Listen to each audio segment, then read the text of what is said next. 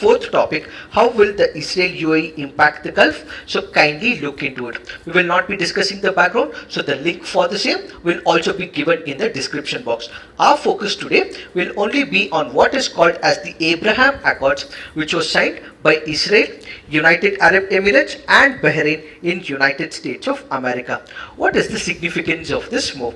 We have Israel and United Arab Emirates and Bahrain signing this particular treaty after the first was signed by Egypt, the second was signed by Jordan, and United Arab Emirates becomes the third country and the fourth country, Bahrain, to actually engage in bilateral relationship with Israel. You have only 4 Arab countries as of now which directly have a bilateral relationship with Israel as well. Why? Because all these countries did not have good terms and conditions with Israel. But with the establishment of the Abraham Accord, what we will have is conducive relationship going forward. What is the significance of this? Under the agreement, the United Arab Emirates and Bahrain would normalize the ties with Israel, and this will better the economic relationship, political relationship and also security engagements as well. Now what will they do? They will start establishing embassies in each other country. Ambassadors will be placed in these embassies. They will also cooperate and work together in multiple other sectors like tourism, trade, healthcare and security. So this is the significance of this agreement entered by Israel, United Arab Emirates and Bahrain. We also have to know the fact that Saudi Arabia is one of the key players when it comes to West Asia as well as controlling the Arabic countries as well. So what is the role of Saudi Arabia when it comes to this particular agreement? Without the consent of Saudi Arabia, Bahrain might not have entered into this particular agreement. So the consent indirectly might not be in public, but indirectly Saudi Arabia might have given suggestions, might have given consent for Bahrain to enter this agreement with Israel. And at the same time, Salman bin, who happens to be the leader of Saudi Arabia, is also treading cautiously. Why? Because recently Riyadh has also opened its airspace for commercial flights between United Arab Emirates and Israel as well.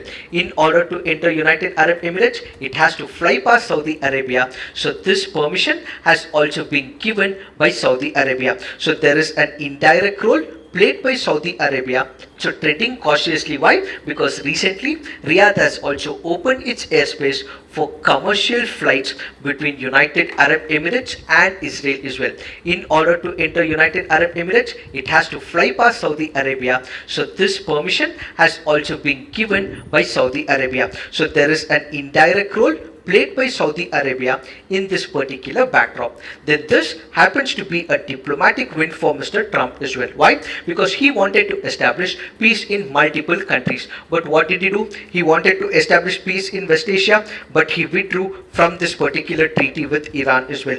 He also wanted to establish peace in Korean Peninsula, but that did not go well when it comes to the North Korea as well. But this particular agreement signed by Israel and 2 other Arabian countries means that there could be a possibility of advancing peace in the West Asia. Now the real question is, will this diplomatic win for Mr. Trump and the consent given by Saudi Arabia, will it establish peace in West Asia?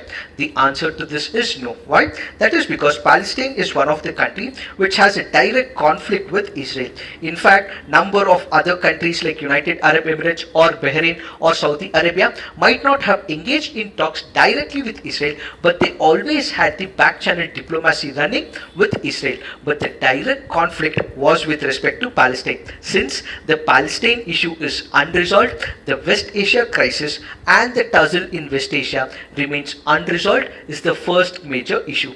Now that Saudi Arabia indirectly, United Arab Emirates and Bahrain directly are in direct diplomatic connections with Israel, there will be a possibility where Iran starts engaging and gets close to Palestine, and we will also have Turkey which will start cooperating with Palestine, and now what we will have is 3-front war with Palestine. So you have United United States of America, which is representing one body, which is representing Saudi Arabia, United Arab Emirates and Bahrain. Then you also have Israel, and you have the third party Palestine, represented by Turkey as well as Iran. So what we will have is a three-front issue unfolding in the near future. And at the same time, we also have a sectarian divide in the form of Saudi Arabia and Iran, which are fighting against each other in West Asia. And this is also added by the fact that United States of America is representing one party, supporting one party, and Russia is supporting another party. So if all these forces are running for the hegemony, for domination in this particular region, how will peace be ensured in West Asia? Added to this, in case there has to be peace in this particular region, the first major point that one has to address is the issue of Palestine, says this particular article. It is this that we have to understand with respect to this article. Now let's look into the next article. This article says Lok Sabha not to amend